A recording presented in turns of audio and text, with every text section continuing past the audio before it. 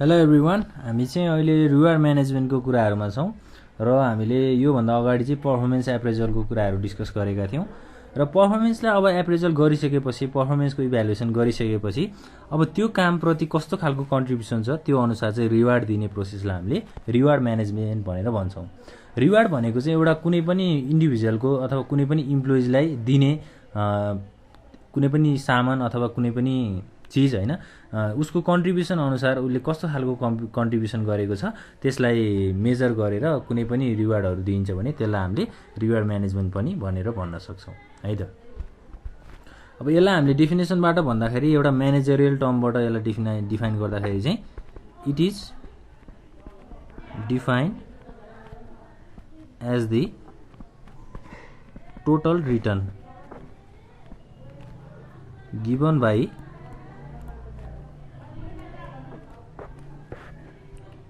an employer given by an employer to an employee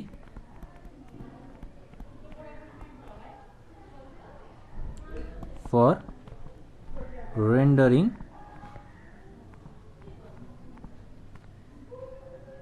his her services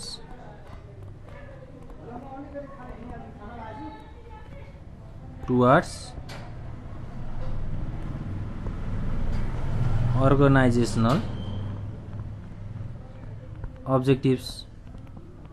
अब अर्गनाइजेसनको goals अथवा objectives के कस्तो छ त्यसको प्रति चाहिँ एउटा इम्प्लोइको चाहिँ कस्तो खालको कन्ट्रिब्युसन छ, उसले चाहिँ कस्तो खालको सर्भिसहरू प्रोभाइड गरेको छ हैन, उसको डेडिकेसन काममा कस्तो छ त्यसलाई मेजर गरेर एउटा कुनै पनि रिटर्न उसलाई दिइन्छ भने त्यसलाई हामीले रिवार्ड भनेर भन्छौँ हैन। इम्प्लोयर भनेको चाहिँ काम लगाउने मान्छे र इम्प्लोइ भनेको चाहिँ काम गर्ने मान्छेहरू हो। यो चाहिँ एउटा म्यानेजरियल टर्मबाट हामीले डिफिनेसन गरेका छौँ। अब जस्तै हामी इक्जाम्पलमै लिन सक्छौँ नि, हामी कुनै अर्गनाइजेसनमा गएर काम गऱ्यौँ भने हामीले के लिन्छौँ त त्यहाँबाट स्यालेरी लिन्छौँ। स्यालेरी त हामीले फ्रीमा लिएको त होइन नि त, आफ्नो केही योगदान छ, आफ्नो केही कन्ट्रिब्युसन छ हैन। त्यो कन्ट्रिब्युसन गरिसकेपछि हामीले स्यालेरी लिने गर्छौँ। त्यो स्यालेरीलाई पनि एउटा के भन्न सकिन्छ त रिवार्डको रूपमा हामीले लिन सकिन्छ हैन। अब रिवार्ड भएन भने एउटा इम्प्लोइज चाहिँ के हुन्छ त कुनै पनि काममा इन्स्पायर हुँदैन, कुनै पनि काममा चाहिँ ऊ मोटिभेटेड हुँदैन। अब उसलाई राम्रो रिवार्ड प्रोभाइड गरियो भने राम्रो कामहरू उसले गरेको काम अनुसार उसलाई राम्रो खालको फ्यासिलिटिजहरू प्रोभाइड गरियो भने ऊ इन्स्पायर पनि हुन्छ, ऊ मोटिभेटेड पनि हुन्छ, उसले अर्गनाइजेसनको कामहरू राम्रोसँग गर्न थाल्छ हैन, उसले आफ्नो डेडिकेसन धेरै लगाउन सक्छ काममा। त्यो कुराहरू छ है। अब के हुन्छ त भन्दा यसले चाहिँ के कुराहरूमा फोकस गर्छ त भन्दा जस्तै अर्गनाइजेसनको अब्जेक्टिभ्स के छ, गोल्स के छ त्यसमा आधारित हुन्छ र रिवार्ड्सको टाइप्सहरू पनि छ। हामी टाइप्सको पनि कुरा गर्छौँ। टाइप्स अफ रिवार्ड्सको टाइप्सहरू चाहिँ के हुन सक्छन् त अब हैन। टाइप्सहरूमा चाहिँ अब एउटा इन्स्ट्रिन्सिक र एउटा एक्सट्रिन्सिक भन्ने टाइप्सहरू हुँदो रहेछ हैन। दुईटा टाइप्स हुँदो रहेछ र त्यो दुईटा टाइप्सभित्र चाहिँ अब के कुराहरू आउँछ त्यो सबै हामी डिस्कस गर्छौँ। र अब इन्स्ट्रिन्सिक भनेको चाहिँ के हो त, इन्ट्रिन्सिक र अर्को के छ त एक्सट्रिन्सिक। अब यो दुईटामा हाम्रो पहिला आउँछ इन्स्ट्रिन्सिकको कुराहरू। यसमा चाहिँ के छ त भन्दा जस्तै participation in decision making,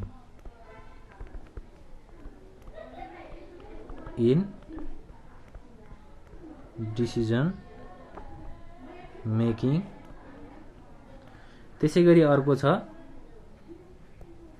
greater job freedom, त्यसै गरी अर्को मोर रेस्पोन्सिबिलिटी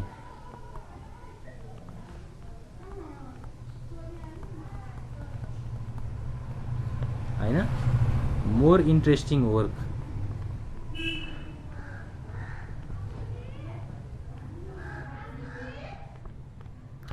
अरू थुप्रै हुन सक्छ जस्तै अपर्च्युनिटिज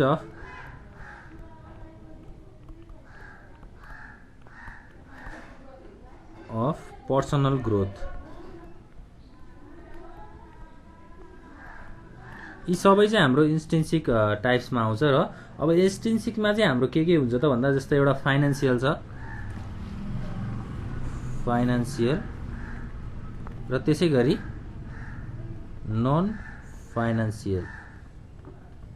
फाइनान्सियल भित्र के कस्तो कुराहरू आउँछ जस्तै एउटा पर्फर्मेन्स बेसमा हुन्छ, एउटा चाहिँ मेम्बरसिप बेसमा हुन्छ।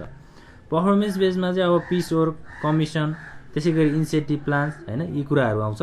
अब हामी पहिला इन्स्ट्रिन्सिक भनेको के हो त्यो कुराहरू बुझिहालौँ है त। इन्स्ट्रिन्सिक रिवार्ड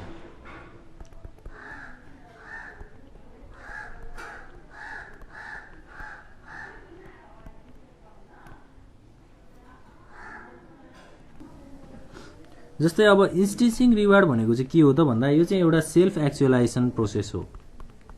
सेल्फ एक्चुअलाइजेसन। त्यसै गरी अर्को के हुन सक्छ त अब सेल्फ मोटिभेटेड। इम्प्लोइजले आफ्नो भित्र एउटा फिल गर्ने रिवार्डहरूलाई चाहिँ सेल्फ मोटिभेसन र सेल्फ एक्चुअलाइजेसन इन्स्ट्रिन्सिक रिवार्ड भनेर भन्न सकिन्छ हैन। जस्तै अब पार्टिसिपेसन डिसिजन मेकिङको कुराहरू हामीले माथि गरेका छौँ हैन। त्यसै गरी अब मोर रेस्पोन्सिबिलिटी, उसको दायित्वहरू धेरै भएको र काममा धेरै इन्ट्रेस्ट भएको, यस्तो खालको रिवार्डलाई चाहिँ के गर्ने त हामीले इन्स्ट्रिन्सिक रिवार्डभित्र चाहिँ राख्ने। र अब एक्सट्रिन्सिक रिवार्ड भनेको चाहिँ के हो त? एक्सट्रिन्सिक रिवार्ड भनेको चाहिँ यो चाहिँ अब प्रोभाइडेड एक्सटर्नल्ली हैन, कुनै पनि रिवार्डहरू एक्सटर्नल्ली प्रोभाइड गरिन्छ भने त्यसलाई हामीले एक्सट्रिन्सिक रिवार्ड भनेर भन्छौँ। जस्तै यसलाई चाहिँ अब इन टर्म्स अफ मनी हैन, पैसाको आधारमा यस्तो खालको रिवार्डहरू दिन सकिन्छ हैन। त्यसै फिजिकल एक्जिस्टेन्स भनेर भन्न सकिन्छ, फिजिकल एक्जिस्टेन्स। जस्तै अब फ्यासिलिटिजहरू हैन, त्यसै मोटर बाइक फ्यासिलिटिज, प्रोमोसन्स, कमिसनहरू दिने, बोनसहरू दिने, यी सबै रिवार्डहरू चाहिँ केमा आउँछ त?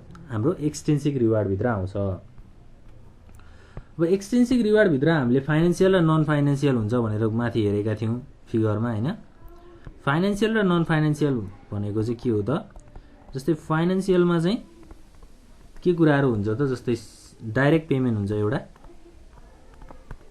हैन। डाइरेक्ट पेमेन्टमा चाहिँ स्यालेरी, वेज, कमिसन, त्यसै गरी अरू के हुन सक्छ त? बोनस। त्यसै गरी इन्डाइरेक्ट पेमेन्टमा चाहिँ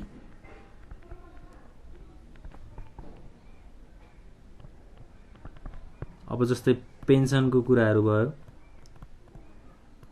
त्यसै गरी मेडिकल इन्सुरेन्स हैन। त्यसै गरी अब डिस्काउन्ट्स, यी सबै भनेको चाहिँ इन्डाइरेक्ट पेमेन्ट्स हो। डाइरेक्ट पेमेन्ट र इन्डाइरेक्ट पेमेन्ट चाहिँ हाम्रो फाइनान्सियलको पार्टभित्र आउँछ। र नन फाइनान्सियल रिवार्ड भनेको चाहिँ के हो त? अब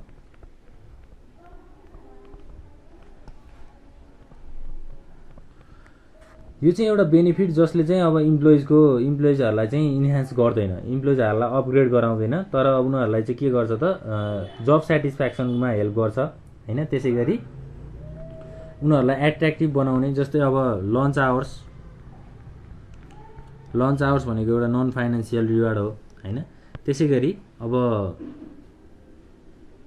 पार्किङ स्पेस, एउटा फिजिकल इन्फ्रास्ट्रक्चरलाई चाहिँ हामीले नन फाइनान्सियल रिवार्ड्स पनि भनेर भन्न सक्छौँ।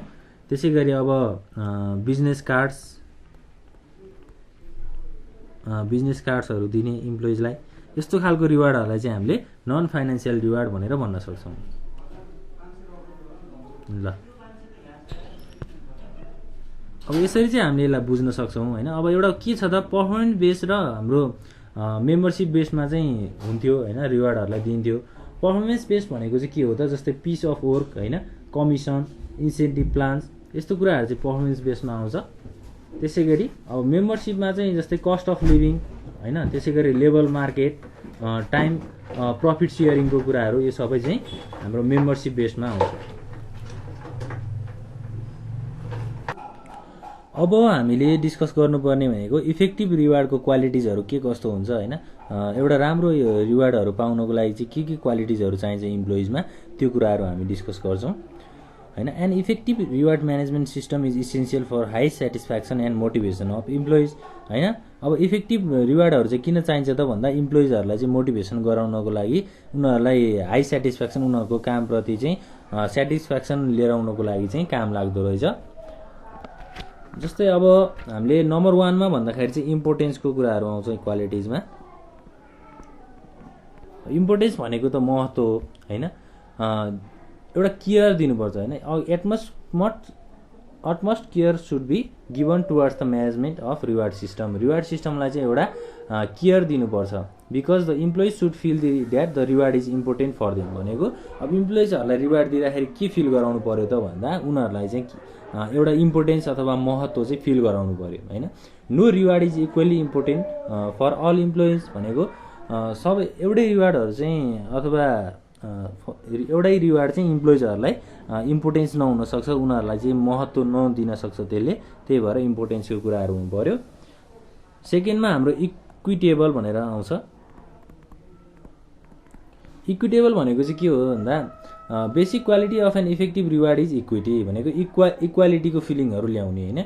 It is concern with the fairness in distributing rewards to the employees. अब इम्प्लोइजहरूलाई चाहिँ एकदमै इक्वली चाहिँ रिवार्डहरू सेयर गर्नु पर्यो अथवा उनीहरूलाई प्रोभाइड गर्नु पर्यो। किनभने अब जस्तै इक्जाम्पलमा लिउँ, 3 जना इम्प्लोइजले चाहिँ एउटै खालको जब पर्फर्मेन्स दिएको छ अब त उनीहरूको पर्फर्मेन्स एप्रेजल एउटै छ भने सबैलाई इक्वली चाहिँ त्यहाँ के गर्नु पर्यो त रिवार्डहरू चाहिँ बाँड्नु पर्यो। एउटालाई धेरै एउटालाई थोरै गर्यो भने के हुन्छ त त्यहाँ डिस्प्युटहरू आउन सक्छ हैन। इक्विटेबलको चाहिँ अब कुराहरू हुनु पर्यो। त्यसै गरी भिजिबिलिटीको कुराहरू छ। 4th नम्बरमा हाम्रो फ्लेक्सिबिलिटीको कुराहरू छ। त्यसै गरी 5th मा के छ त लो कस्ट। अब भिजिबिलिटी भनेको चाहिँ के हो त भन्दा जस्तै एउटा reward must be visible and seen by the employees भनेको इम्प्लोइजहरूले त्यो रिवार्ड लिएको कुराहरूलाई चाहिँ देख्नु पर्यो हैन। Visible rewards helps to motivate employees for higher level of performance. एउटा भिजिबिलिटी आयो भने के हुन्छ त इम्प्लोइजहरूलाई चाहिँ हाई लेभल पर्फर्मेन्स दिनको लागि चाहिँ मोटिभेट गर्छ अथवा इन्स्पायर गर्छ भनेर भन्न सकिन्छ।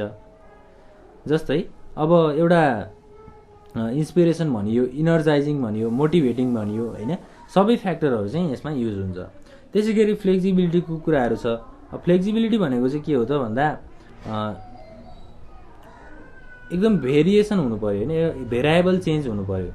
Reward should vary as per the changes in the actual performance. अब इम्प्लोइजहरूले चाहिँ आफ्नो पर्फर्मेन्समा जति चेन्ज ल्याउँछन्, जति राम्रा चेन्जहरू आउँछ हैन, त्यो अनुसार चाहिँ उनीहरूलाई रिवार्डहरू दिनु पर्यो। त्यही भएर यो एउटा फ्लेक्सिबिलिटीको प्रोसेस पनि भयो। र लो कस्ट भनेको चाहिँ के हो त reward should be less costly because rewards are not free gifts, they have some cost भनेको रिवार्डहरू दिँदाखेरि चाहिँ लो कस्ट भनेर भन्नु पर्यो। किनभने रिवार्डहरू त्यतिकै त आउँदैन हैन, जति काम गरेको हुन्छ त्यति नै रिवार्डहरू दिने हो। त्यही भएर एउटा लो कस्टको पनि यसमा कुराहरू आउँछ। अब क्राइटेरियाको कुराहरू गर्दाखेरि के हुन्छ त भन्दा क्राइटेरिया फर डिस्ट्रिब्युटिङ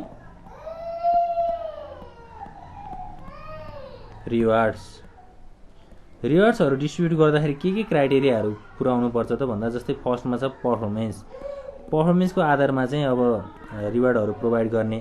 त्यसै गरी इफोर्ट भनेको अब कामप्रति कतिको इफोर्टहरू छ, डेडिकेसन कति छ, त्यो कुराहरू डिटरमाइन गर्ने।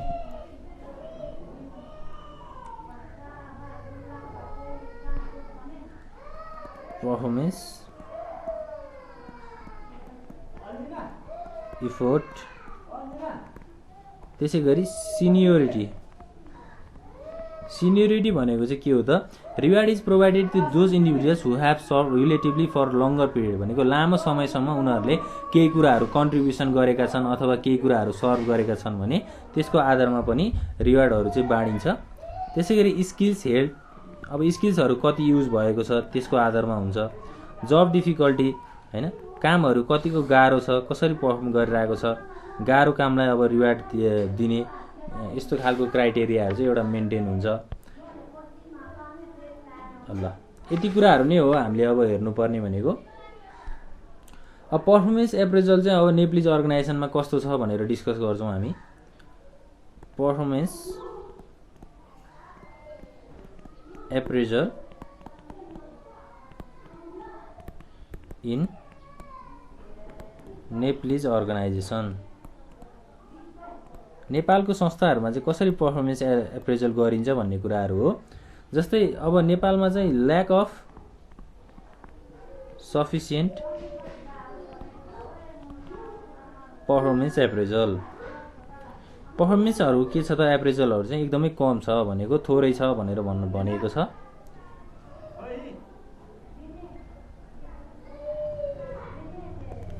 त्यसै गरी सेकेन्डमा के छ त, lack of linkage with other human resource functions. Human रिसोर्सको अरू कामहरूसँग चाहिँ हाम्रो पर्फर्मेन्स एप्रेजलको चाहिँ लिङ्क छैन अथवा कनेक्सन छैन भनेर भनेको छ है। जस्तै it depends upon the other things like skill efficiency, policy and plan, reward and punishment हैन, त्यो कुराहरू चाहिँ नेप्लिज अर्गनाइजेसनमा के छैन त, एउटा लिङ्क छैन। थर्ड नम्बरमा हामीले हेर्न सक्छौँ ल्याक अफ अब्जेक्टिभ्स,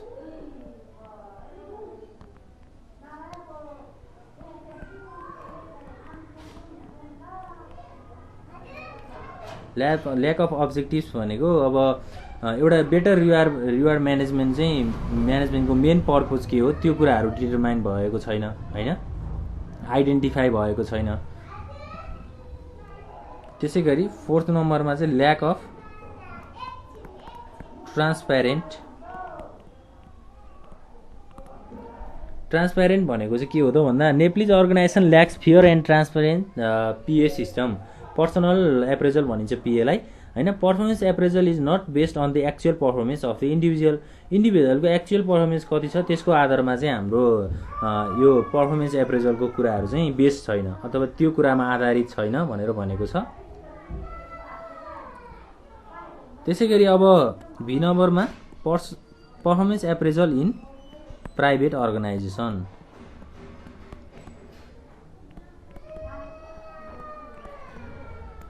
हैन, प्राइभेट अर्गनाइजेसनहरुमा चाहिँ यो पर्फर्मेन्स एप्रेजलको कुराहरू चाहिँ युज भएको छैन। If they use is informally. अब युज पनि गरिन्छ भने कसरी गरिन्छ त, इन्फर्मल्ली गरिन्छ भनेर भनेको छ। त्यसै गरी performance appraisal in public enterprise. Public इन्टरप्राइजहरुमा चाहिँ के छ त हैन, most of the public enterprise follows the general principles issued by public service commission. Public service कमिसनको आधारमा चाहिँ जेनरल प्रिन्सिपल्सहरूलाई चाहिँ फलो गरिन्छ। हाम्रो पर्फर्मेन्स एनालाइसिसको कुराहरू चाहिँ एभ्री 6 मन्थमा हैन, the main practice are performance appraisal in every 6 month appraisal by supervisor, reviewer हैन, डिपार्टमेन्टल हेड, सिइओहरूले चाहिँ पब्लिक इन्टरप्राइजमा एभ्री 6 मन्थमा चाहिँ यो कुराहरू पर्फर्मेन्स एप्रेजलको कुराहरू चाहिँ गर्छन्। यो चाहिँ हाम्रो नेपालको कन्टेक्स्टको कुराहरू भयो है, नेप्लिज अर्गनाइजेसनमा कस्तो खालको कामहरू भएको छ भनेर। ल अब हामीले आज हेर्ने टपिक भनेको लगभग यति नै छ हैन। हामीले नेक्स्ट क्लासमा चाहिँ अब के कुराहरू डिस्कस गर्छौँ त भन्दा कम्पेन्सेसन म्यानेजमेन्टको कुराहरू गर्छौँ।